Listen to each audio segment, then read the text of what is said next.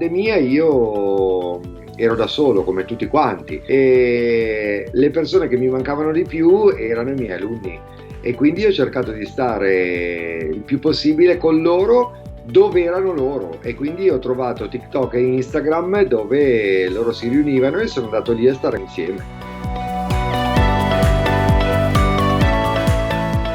Diciamo che allora anche le indicazioni ministeriali vanno nella direzione che ho intrapreso io, nel senso che sempre di più si dà il peso a quella che viene definita la scuola digitale. Scuola digitale si intende quella scuola che sfrutta e utilizza tutte le possibilità che ci offre il mondo del digitale per poter educare, non solo per poter formare a livello nozionistico. Ad esempio il mio hashtag Ripassiamo Insieme, che sono video di meno di 60 secondi in cui io affronto e spiego le regole di grammatica basilari ovviamente della lingua inglese, ha raggiunto i 10 milioni di visualizzazioni, il che significa che se tu proponi un contenuto di qualità che sia utile ma che sia fatto con il linguaggio che i giovani sono soliti vedere, parlare e con cui sono soliti comunicare, allora puoi davvero riuscire ad essere educativo anche sui social.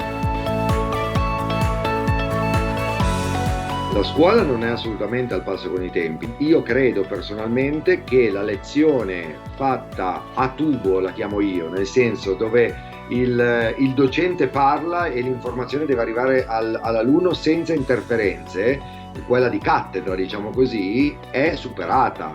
I ragazzi hanno voglia di dire la propria opinione, non si può più pensare a una scuola dove l'insegnante insegna e l'alunno studia. Bisogna pensare a una scuola dove l'insegnante insegna, l'alunno studia, ma insegnante, alunno e famiglia creano la nuova scuola. La tecnologia è dalla nostra parte e i social non devono essere demonizzati perché sono dei nostri alleati. Ovvio che siamo noi gli adulti, quindi siamo noi a dover usarli nella maniera intelligente ed educativa. Io credo, dai messaggi che ricevo, dai rapporti che si sono creati, perché sono stato sincero. Cioè, chi mi conosce sa che io sono così a casa, sono così sui social, cioè non ho finto di essere qualche cosa. Quindi credo che ai ragazzi piaccia tanto vedere delle persone vere.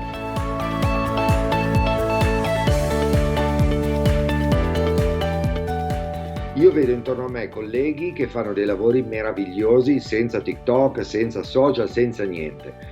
Ma uno non esclude l'altro, cioè il nostro obiettivo, secondo me, della scuola è quello di accompagnare questi ragazzi a crescere in una maniera pulita, no? A ritrovare se stessi, a riconoscersi, a capire chi sono, ma in una maniera pulita, educata e gentile. Poi, se ci sono io che lo faccio attraverso i social, ne becco, non lo so, facciamo così, 500? Gli altri 500 che non usano i social, ci vuole qualcun altro che li becchi da qualche altra parte. Quindi ognuno ha il suo posto e io non mi ritengo migliore ad altri. È più visibile il mio modo, ma vabbè. Io noto una creatività e una ironia mai vista prima e oltretutto loro si sono spogliati di tutti i formalismi che abbiamo noi, cioè loro sono efficaci, precisi, arrivano dritti senza tanti fronzoli. Il loro punto di debolezza, secondo me, è che non sono capaci a esprimere le proprie emozioni. Spesso non le condividono con i compagni, spesso non le condividono con nessuno, pertanto restano dentro.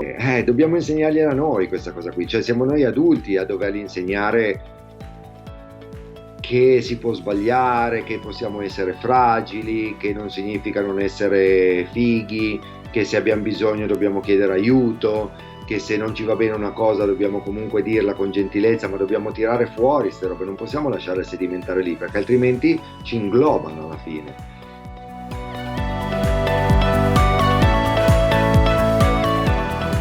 primo consiglio che darei è di chiedere scusa. Gli insegnanti che ho avuto io e forse ancora qualcuno di adesso credono di essere onnipotenti, perdonatemi, non è che sto dicendo una cattiveria, ma sembra quasi che per mantenere l'autorevolezza del ruolo uno debba farsi vedere agli occhi dei ragazzi come quello che non sbaglia mai. E allora mettersi nell'ottica di dire anche io sono fragile, anche io sbaglio, anche io stamattina non ne ho voglia, anche io volevo dormire, ma che c'è di male? Cioè, siamo umani, ma tu se lo ammetti fai vedere che nonostante quello tu sei andato a scuola, tu comunichi con gioia le cose a loro e tu fai la tua lezione, cioè anche noi siamo come voi. Quindi quella mattina là che lui si sentirà un po' così, un po' triste, un po', gli verrà magari con l'esempio di dire vabbè, però lo posso fare lo stesso, cioè non è infattibile. Io purtroppo posso constatare che negli ultimi anni la scuola, non gli insegnanti, hanno perso l'autorevolezza. C'è sempre più il desiderio di proteggere il proprio figlio anche dalla scuola. E questo mi fa male perché significa che, estrapolandoci dalla scuola, tu proteggi tuo figlio da chi non ti fidi.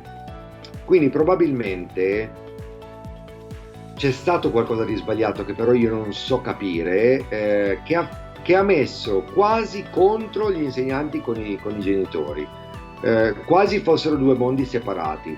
Se noi uniamo le nostre forze, noi faremo il massimo per quel ragazzo o per quella ragazza. Se noi invece ci scontriamo, otterremo una divisione e quindi lui o lei vivrà in mezzo a questa divisione, in mezzo a questi due fuochi, ma questo non porta a un'educazione del ragazzo. Noi dobbiamo lavorare insieme, scuola e famiglia devono essere la stessa cosa, perché chi è la scuola? I ragazzi. Chi è la famiglia? I ragazzi. E quindi vedi che siamo noi che ruotiamo attorno a loro.